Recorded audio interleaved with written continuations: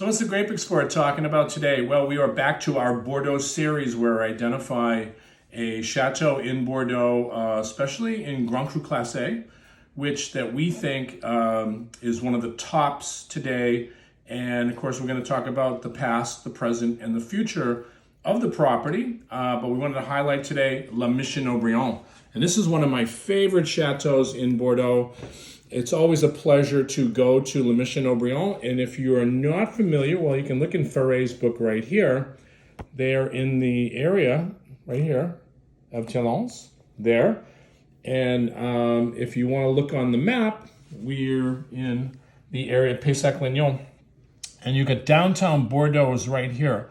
So Mission Haut-Brion and Haut-Brion just basically come right up against the city. So when you actually go visit this property, it's right outside, right outside the city here. But today, that's a very industrialized area, so it's just pushing right up against downtown Bordeaux.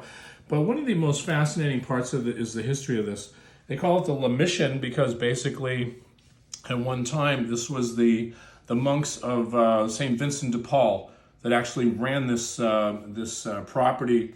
And it was a mission, as we say. So when you go there, it is the church or the mission where they highlight their history, their illustrious history. This is now owned by Clarence Dillon family of Haut-Brion.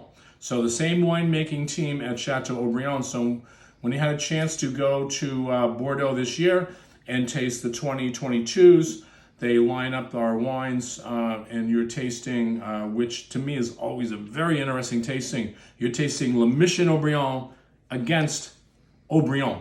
And I always liken this to a stable of horses because I always say that Haut-Brion is like the horse that's built for distance and power and energy. And on the other hand, Mission Haut-Brion is more more opulent, more beautiful structure.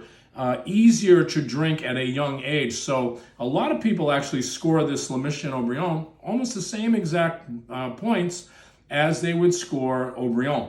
But of course, we always know that Haut-Brion in the end, because it's built for that longevity, at the end it shows up and it will pass Mission Haut-Brion, but sometimes in certain vintages it doesn't. So if you go to visit Mission Haut-Brion, they have all the greatest vintages up on the wall. It's almost like the Hall of Fame of what they feel is the greatest wines that Mission Haut-Brion has ever made. For instance, the 1953, which is considered one of the great Mission Haut-Brions, in that vintage. And those wines are usually very, very powerful. But as we're zooming in on this property again, I'm going to read my notes because I actually took notes on the 22 vintage when I had a chance to go to Haut-Brion to taste. You get a deep, dark color with a mineral lace nose, accents of scorched earth, mix of red fruits, mint, chocolate, very complex and alluring, full, rich mouthfeel with mineral accents in the front palate